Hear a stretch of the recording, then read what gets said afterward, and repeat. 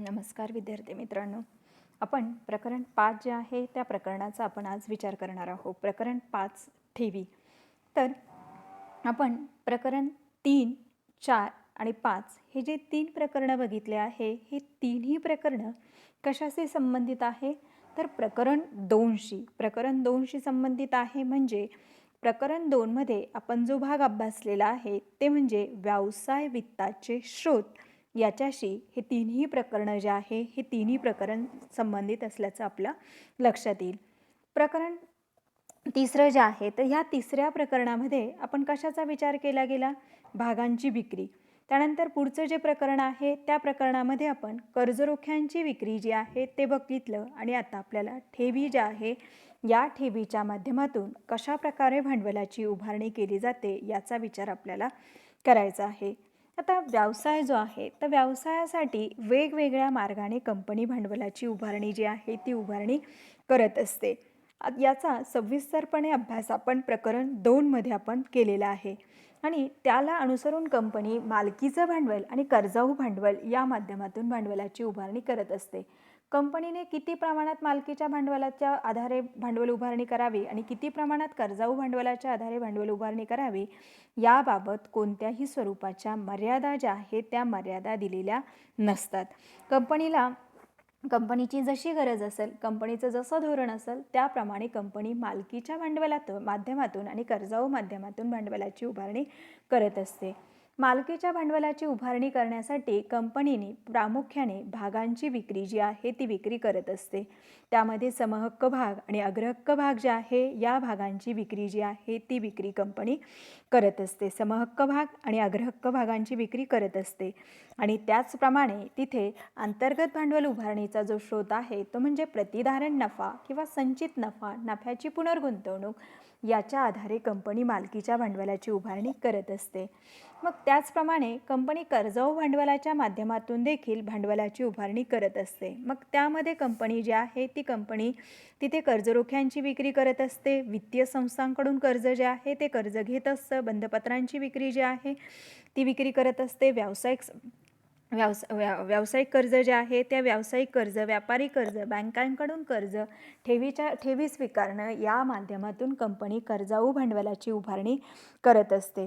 आता कर्जाऊ भांडवलाच्या बाबतीमध्ये सगळ्यात महत्त्वाचा घटक जो आहे तो घटक म्हणजे कर्जाऊ भांडवलावरती व्याज जे आहे ते व्याज द्यावं लागत असतं आणि ठराविक कालावधीनंतर कर्जाऊ भांडवलाची परतफेड जी आहे ती परतफेड कंपनीला करावी लागत असते. आता इथे सर्वप्रथम आपण प्रकरण 3 जे आहे तर प्रकरण 3 मध्ये आपण कशाचा विचार केला गेला? भागांची विक्री. मग भागांची विक्री जी आहे ती भागांची विक्री कशा प्रकारे केली जाते, त्या संबंधित कोणत्या अटी आणि तरतुदी आहे, त्याची कार्यपद्धती कशा प्रकारे आहे आणि भागांशी संबंधित ज्या संज्ञा आहे किंवा जे घटक आहेत त्या घटकांचा सविस्तरपणे अभ्यास आपण प्रकरण 3 मध्ये केला. त्यानंतर प्रकरण 4 जे आहे कर्जरोख्यांची विक्री. मग या प्रकरणामध्ये आपण कर्जरोख्यांच्या विक्री संदर्भातल्या ज्या अटी आणि शर्ती आहेत त्याचा विचार केला. कर्जरोख्या विक्रीची कार्यपद्धत जी आहे त्या कार्यपद्धतीचा विचार केला आणि कर्जरोख्यांच्या संबंधित जे घटक आहे किंवा ज्या संज्ञा आहे त्याचा विचार जो आहे तो विचार आपण तिथे प्रकरण 4 मध्ये केला. आत्ता आपल्याला प्रकरण 5 जे आहे त्या प्रकरण 5चा विचार जो आहे तो विचार आपल्याला तिथं करायचा आहे. आता प्रकरण 5चा जर विचार केला गेला तर प्रकरण 5 जे आहे ते कोणतं प्रकरण आहे? ठेवीचं प्रकरण आहे.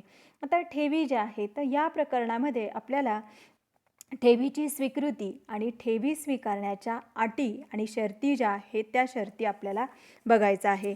याचा पुढचा भाग जो आहे तो म्हणजे जनतेकडून ठेवी स्वीकारण्याच्या कार्यपद्धती आणि सभासदांकडून ठेवी स्वीकारण्याच्या कार्यपद्धती. हा भाग जो आहे हा भाग काय करण्यात आलेला आहे?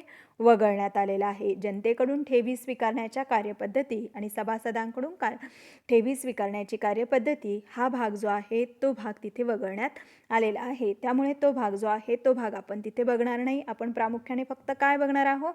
ठेवींची स्वीकृती आणि ठेवी स्वीकारण्याच्या अटी आणि शर्ती याचा सविस्तरपणे अभ्यास जो आहे तो अभ्यास आपण या प्रकरणामध्ये आपण करणार आहोत.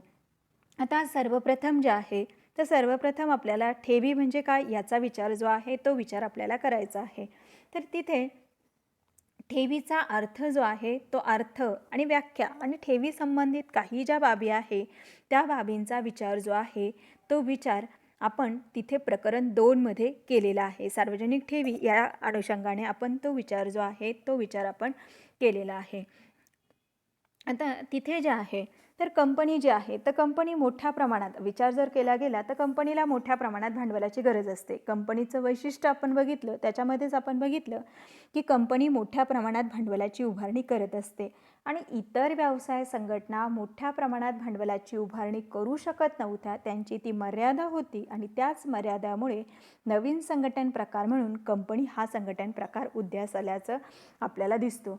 मग त्यामुळे कंपनीला मोठ्या प्रमाणामध्ये भांडवलाची गरज जी आहे ती गरज असते, कारण कंपनीचा व्यवसाय जो आहे तो व्यवसाय देखील मोठा असतो. त्यामुळे कंपनीला मोठ्या प्रमाणात भांडवलाची गरज असते आणि त्यासाठी कंपनी वेगवेगळ्या मार्गाने भांडवलाची उभारणी करत असते. मग हे वेगवेगळे मार्ग आपण सविस्तरपणे अभ्यासलेले आहे. मग त्याच्यामध्ये कंपनी जी आहे ती कंपनी काय करते, भागांची विक्री जी आहे ती भागांची विक्री कंपनी करते. त्याचप्रमाणे तिथे कंपनी जी आहे ती कर्जरोख्यांची विक्री करते, ठेवीच्या माध्यमातून भांडवलाची उभारणी करते. त्याचप्रमाणे वित्तीय संस्था बँकांकडून कर्ज जे आहे ते कर्ज घेत असते. बंधपत्राची विक्री जी आहे ती बंधपत्राची विक्री करून तिथे वेगवेगळ्या मार्गाने कंपनी आपल्या गरजेनुसार आणि तिथे जे आहे तर कालावधीनुसार कंपनी भांडवलाची उभारणी करत असते. आता इथे जर कालावधीचा जर विचार केला गेला तर व्यवसायाचा जर विचार केला गेला तर व्यवसायाला दीर्घ मुदतीसाठी, मध्यम मुदतीसाठी आणि अल्प मुदतीसाठी भांडवलाची गरज जी आहे ती गरज असते. आता दीर्घ मुदतीच्या भांडवलाचा विचार जर केला गेला तर भागांची विक्री करून कंपनी दीर्घ मुदतीच्या भांडवलाची उभारणी करत असते. मग मध्यम आणि अल्प मुदतीच्या भांडवलाची जी गरज आहे, आपण खेळतं भांडवल आणि स्थिर भांडवल बघितलं तर खेळतं भांडवल जे आहे याचा कालावधी जो आहे तो कालावधी अल्प कालावधी असतो. मग या खेळतं भांडवल जे आहे त्यासाठी म्हणजे अल्प मुदतीची कंपनीची भांडवलाची गरज जी आहे ती गरज पूर्ण करण्यासाठी कंपनी काय करते, ठेवी ज्या आहे त्या ठेवी स्वीकारते आणि त्याच्या माध्यमातून भांडवलाची उभारणी जी आहे ती उभारणी कंपनी करत असते. कंपनी जी आहे ती कंपनी ठेवीच्या माध्यमातून भांडवल उभारणी जी आहे ती उभारणी करत असते. आता ठेवीचा कालावधीचा जर विचार केला गेला तर तिथे किती कालावधी आहे तो 6 महिने ते 36 महिने. मग ह्या कालावधीचा जर विचार केला गेला तर हा अल्प कालावधी आहे. मग कंपनी आपली अल्प कालावधीची गरज जी आहे ती गरज पूर्ण करण्यासाठी ठेवीच्या माध्यमातून भांडवलाची उभारणी जी आहे ती भांडवलाची उभारणी करत असते. अल्प कालावधीची गरज जी आहे ती गरज पूर्ण करण्यासाठी ठेवीच्या माध्यमातून कंपनी भांडवलाची गरज जी आहे ती गरज पूर्ण करत असते. आता ठेवीचा जर विचार केला गेला तर ठेवी म्हणजे काय याचा आपण विचार केलेला आहे. तर कंपनीने स्वीकारलेली कोणतीही ठेव रक्कम आणि कंपनीने कर्ज म्हणून घेतलेली कोणतीही रक्कम जी आहे त्याचा समावेश जो आहे तो समावेश ठेवीमध्ये होत असतो. आता तिथे जे आहे तर ठेवी म्हणजे जर विचार केला गेला तर कंपनी कायदा 2013 जो आहे तर 13 मध्ये काय सांगितलेलं आहे की ठेवीच्याद्वारे अथवा कर्जाच्याद्वारे अथवा कोणत्याही इतर स्वरूपात निधीचा स्वीकार करणे याचा समावेश जो आहे तो समावेश ठेवीमध्ये होत असतो.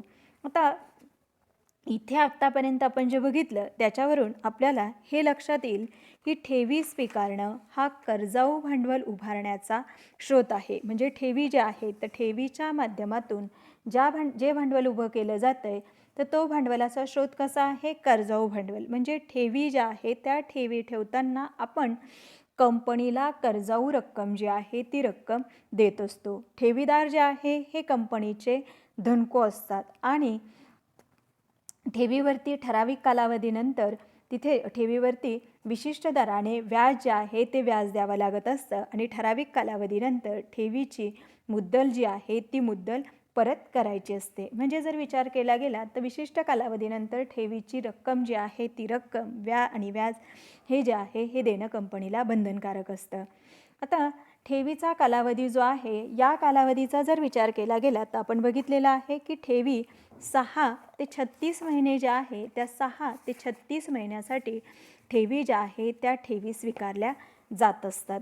आता तिथे जे आहे तर ठेवी स्वीकारणे अत्यंत फायदेशीर जे आहे ते फायदेशीर असतं. इथे जर विचार केला गेला तर कंपनीसाठी ठेवी फायदेशीर असतात आणि तिथे ज्या व्यक्ती ठेवीच्या स्वरूपात पैसा ठेवत आहेत त्यांच्यासाठी सुद्धा ठेवी ज्या आहेत त्या ठेवी तिथे फायदेशीर असतात.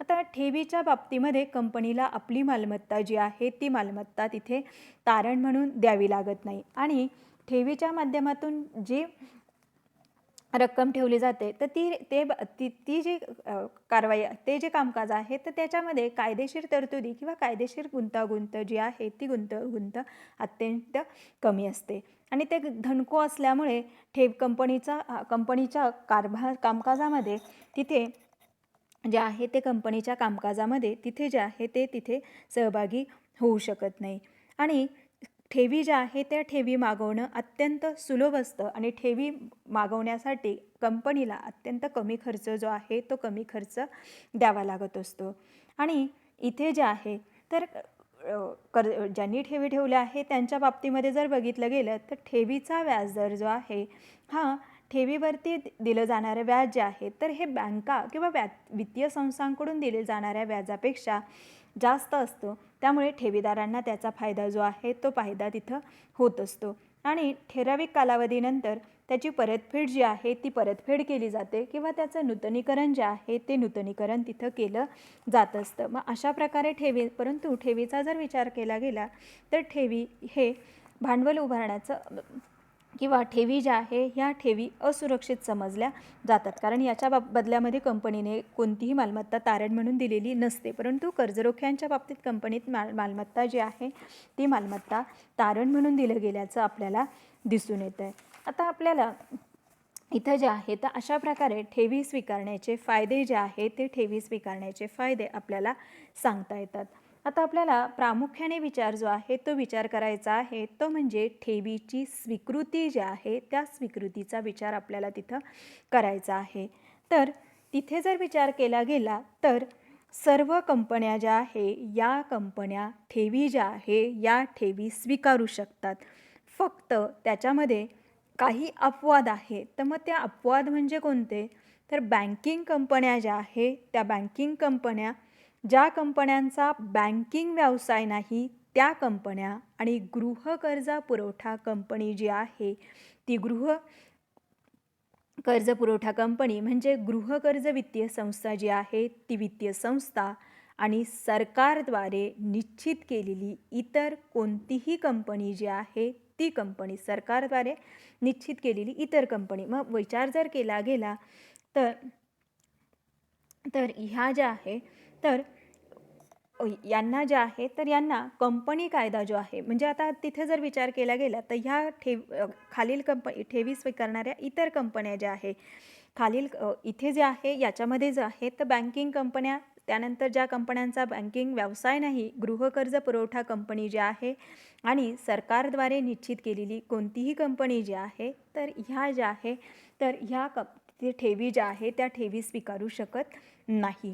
तर तिथे जर विचार केला गेला तर ठेवी स्वीकारण्याच्या बाबतीत ज्या कंपन्या दोषी ठरलेल्या आहेत त्या कंपनींना तिथे ठेवी ज्या आहे त्या ठेवी स्वीकारता येत नाही आणि ज्या कंपन्यांना ठेवी स्वीकारायच्या आहे त्या कंपन्यांना कंपनी कायदा 2013 तर कलम 73 ते 76 मध्ये आणि त्याचप्रमाणे कंपनी ठेव स्वीकृती नियम 2014 आणि ठेवी स्वीकारण्याबाबत रिझर्व्ह बँक ऑफ इंडियाने निदर्शित केलेल्या अधिकृत सूचना यातील तरतुदींची पूर्तता जी आहे ती पूर्तता करून ठेवी ज्या आहे त्या ठेवी स्वीकारता येतात.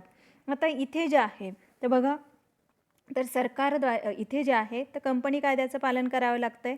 कंपनी कायदा 2013 त्यानंतर कंपनी 2014 आणि रिझर्व्ह बँक ऑफ इंडियाने निदर्शित केलेल्या सूचना यांचं पालन करून तिथे कंपन्यांना ठेवी ज्या आहेत त्या ठेवी कंपन्यांना तिथे स्वीकारता येत असतात. आता पुढे आपल्याला जे आहे ते बघायचं आहे ते म्हणजे ठेवीची स्वीकृती. तर खालील तक्त्यामध्ये कोणत्या कंपन्या सभासदांकडून आणि जनतेकडून ठेवी स्वीकारतात ते दर्शवण्यात आलेले आहे. आता सभासद म्हणजे तिथं जर विचार केला गेला तर ज्यांनी कंपनीचे सभासद म्हणजे काय याचा विचार जो आहे तो विचार आपण तिथे 11वीमध्ये केलेला आहे. तर सभासद आपण प्रामुख्याने जे भागधारक आहे ते भागधारक आणि कंपनीशी संबंधित जे घटक आहे ते सभासद जे आहे ते सभासद आणि सर्वसामान्य जनता. तर मग कोणत्या कंपन्या तिथे सभासदांकडून आणि जनतेकडून ठेवी स्वीकारू शकतात याचा विचार जो आहे तो विचार आपण या तक्त्यामध्ये केलेला आहे. तर सभासदांकडून ठेवी स्वीकारू शकणारा सभासद म्हणजे तिथे ते जे आहे ते त्यांच्याकडे कंपनीचं सभासदत्व आहे आणि त्यांच्याकडूनच तिथे कर्जाऊ रक्कम जी आहे ती रक्कम तिथे स्वीकारली जात असते. आणि जनतेकडून ठेवी स्वीकारणं म्हणजे काय, तर सर्वसामान्य जनता जी आहे त्या जनतेला आव्हान करून त्यांच्याकडून ठेवी जी आहे ते ठेवी स्वीकारणे. आता ज्या वेळेस कोणतीही कंपनी ठेव स्वीकारते तर त्यावेळेस ती कंपनी त्या व्यक्तीकडे बचत स्वरूपात जो पैसा उपलब्ध आहे किंवा बचत स्वरूपात जो पैसा आहे तो पैसा गुंतवून घेत असते. मग त्यामुळे त्या व्यक्तीची बचत जी आहे ती बचत लक्षात घेऊन तिथे जे आहे तर तिथे ठेवी स्वीकारण्याच्या बाबतीमध्ये अटी किंवा नियम जे आहे ते नियम तिथे दिलेल्या गेल्याचं आपल्याला दिसून येतं. आता सभासदांकडून ठेवी जी आहे ती सभासदांकडून ठेवी कोण स्वीकारू शकते, तर खाजगी कंपनी जी आहे ती खाजगी कंपनी स्वीकारू शकते, सार्वजनिक कंपनी स्वीकारू शकते आणि पात्र सार्वजनिक कंपनी स्वीकारू शकते. आता आपल्याला खाजगी कंपनी म्हणजे काय हे आपण बघितलेलं आहे, सार्वजनिक कंपनी म्हणजे काय हेही आपल्याला माहिती आहे. आता फक्त पात्र सार्वजनिक कंपनी म्हणजे काय याचा आपल्याला विचार जो आहे तो विचार करावा लागणार आहे. आता खाजगी कंपनी जी आहे तर खाजगी कंपनीच्या बाबतीमध्ये आपण बघितलं की ते त्यांचं भांडवल जे आहे ते भांडवल स्वतः खाजगी मार्गाने उभं करत असतात आणि तिथे सभासद संख्या जी आहे त्या सभासद संख्येवरती तिथे मर्यादा जी आहे ती सभासद संख्येवरती तिथे मर्यादा जी आहे ती मर्यादा घातली गेल्याचं आपल्याला दिसून येतं. त्यानंतर सार्वजनिक कंपनी जी आहे ही सार्वजनिक कंपनी सार्वजनिक मार्गाने भांडवलाची उभारणी जी आहे ती सार्वजनिक मार्गाने भांडवलाची उभारणी करू शकते. सार्वजनिक मार्गाने भांडवलाची उभारणी करू शकते आणि तिची सभासद संख्या जी आहे ती सभासद संख्या किती असणार आहे, कमीत कमी 7 आणि जास्तीत जास्त अमर्याद. आणि खाजगी कंपनीच्या बाबतीमध्ये ती सभासद संख्या कमीत कमी 2 आणि जास्तीत जास्त 200 जी आहे ती 200 असणार आहे. आणि आता आपल्याला खाजगी कंपनी आणि सार्वजनिक कंपनी हा आपल्याला माहिती, याच्या बाबतीमध्ये आपण प्रामुख्याने भांडवलाचा विचार करतो आणि सभासद संख्या इतरही घटक आहे, परंतु आपल्याला लक्षात घेण्यासाठी आपण तिथे सभासद संख्येचा आणि भांडवलाचा विचार जो आहे तो विचार केलेला आहे. मग खाजगी कंपनी जी आहे ही कंपनी आपले सभासद, संचालक किंवा त्यांचे नातेवाईक जे आहे या नातेवाईकांकडून ठेवी जी आहे ती ठेवी स्वीकारू शकते. त्यानंतर सार्वजनिक कंपनीच्या बाबतीमध्ये पात्र कंपनी सोडून सार्वजनिक कंपनी ही सभासद किंवा संचालकाकडून ठेवी जी आहे ती ठेवी स्वीकारू शकते. म्हणजे पात्र सार्वजनिक कंपनी सोडून इतर सार्वजनिक कंपन्या ज्या आहे हे आपले सभासद आणि संचालकाकडून तिथे ठेवी ज्या आहे त्या ठेवी स्वीकारू शकतात. आणि त्यानंतर पात्र सार्वजनिक कंपनी जी आहे तर ते पात्र सार्वजनिक कंपनी म्हणजे कोणती कंपनी, तर जिची निव्वळ मालमत्ता ही 10 कोटी रुपयापेक्षा कमी नाही आणि जिची वार्षिक उलाढाल म्हणजे काय, तर वर्षभरामध्ये विक्रीद्वारे जे उत्पन्न प्राप्त होते ते 100 कोटी रुपयापेक्षा तिथे जे आहे तर ती वार्षिक उलाढाल जी आहे तर ती वार्षिक उलाढाल जी आहे ते तिथं निव्वळ मालमत्ता 100 कोटी आणि वार्षिक उलाढाल जी आहे तर म्हणजे वर्षभरातलं उत्पन्न जे आहे विक्रीद्वारे प्राप्त होणारं उत्पन्न जे आहे हे 500 कोटीपेक्षा कमी नाही आणि सभासदांच्या सभेत ठेवी स्वीकारण्याचा विशेष ठराव संमत करून त्यास मान्यता देण्यात आलेली आहे. अशा प्रकारची जी कंपनी असते तिला काय म्हटलं जातं आहे, पात्र सार्वजनिक कंपनी. पात्र सार्वजनिक कंपनी म्हणजे काय, की जिची मालमत्ता जी आहे 100 कोटीपेक्षा कमी नाही आणि जिची वार्षिक उलाढाल जी आहे 500 कोटीपेक्षा कमी नाही आणि सभासदांच्या सभेमध्ये ठेवी स्वीकारण्याबाबतचा विशेष ठराव जो आहे तो ठराव संमत केला गेलेला आहे. अशा ज्या कंपन्या आहे या कंपन्या तिथे सभासदांकडून ठेवी ज्या आहेत त्या ठेवी स्वीकारू शकतात. आणि आता जनतेकडून जर ठेवी स्वीकारायच्या असतील तर जनतेकडून ठेवी ज्या आहे त्या फक्त कोण स्वीकारू शकते, पात्र सार्वजनिक कंपनी जी आहे ही पात्र सार्वजनिक कंपनी जी आहे ती कंपनी तिथे जी आहे ती तिथे पात्र सार्वजनिक कंपनी जी आहे ही पात्र सार्वजनिक कंपनी तिथे जी आहे ती कंपनी जनतेकडून ठेवी स्वीकारू शकते आणि दुसरं म्हणजे सरकारी कंपनी जी आहे ही सरकारी कंपनी जनतेकडून ठेवी स्वीकारू शकते. आता आपण इथे कोणकोणत्या कंपन्या बघितल्या? खाजगी कंपनी, सार्वजनिक कंपनी, पात्र सार्वजनिक कंपनी आणि सरकारी कंपनी. आता सरकारी कंपनी जी आहे तर सरकारी कंपनी म्हणजे अशी कंपनी जिचे 51% पेक्षा जास्त वसूल भाग भांडवल केंद्र सरकार, राज्य सरकार किंवा केंद्र राज्य सरकार किंवा यांनी तिथे जे आहे 51% भाग भांडवल जे आहे ते भांडवल यांनी धारण केलेलं असतं. म्हणजे 51% भांडवलाची उभारणी जी आहे ती उभारणी तिथे जर विचार केला गेला तर केंद्र सरकार, राज्य सरकार आणि काही प्रमाणामध्ये केंद्र सरकार, काही प्रमाणामध्ये राज्य सरकारने जर आहे तर धारण केलेलं असेल तर त्या कंपनीला काय म्हटलं जातं आहे? सरकारी कंपनी. म्हणजे जर विचार केला गेला तर पात्र सार्वजनिक कंपनीच्या बाबतीमध्ये तिची व्यवसायाची उलाढाल जी आहे ती उलाढाल आणि तिचं भांडवल विचारात घेतलेलं आहे. आणि सरकारी कंपनीच्या बाबतीमध्ये तर त्या भांडवलाची उभारणी जी आहे ती उभारणी सरकारने केलेली असते. मग केंद्र सरकारने केलेली असेल किंवा राज्य सरकारने किंवा दोघांनी मिळून त्या 51% पर्यंत भांडवलाची उभारणी जर त्यांनी केलेली असेल तर त्या कंपनीला काय म्हटलं जातं आहे? तिथं सरकारी कंपनी म्हटलं जातं. मग जर विचार केला गेला तर जनतेकडून फक्त पात्र सार्वजनिक कंपनी आणि सरकारी कंपनी जी आहे याच कंपन्या ठेवी स्वीकारू शकतात. आता पुढचा भाग जो आहे तो म्हणजे ठेवीच्या स्वीकृतीच्या नूतनीकरणाच्या अटी आणि शर्ती. आता हा भाग जो आहे तो भाग आपल्याला तिथे बघायचा आहे. तर पुढच्या तासाला आपण हा भाग बघूया. तर त्यातले एकूण माझ्या मते 20 मुद्दे त्यांनी दिलेले आहे. 10 मुद्दे एका लेक्चरला घेऊया आणि 10 मुद्दे एका लेक्चरला घेऊया. तर त्या अनुषंगाने तुम्ही 10 मुद्दे जे आहे ते 10 मुद्दे व्यवस्थित वाचून ठेवा आणि त्यावरती आपण चर्चा करूया. धन्यवाद.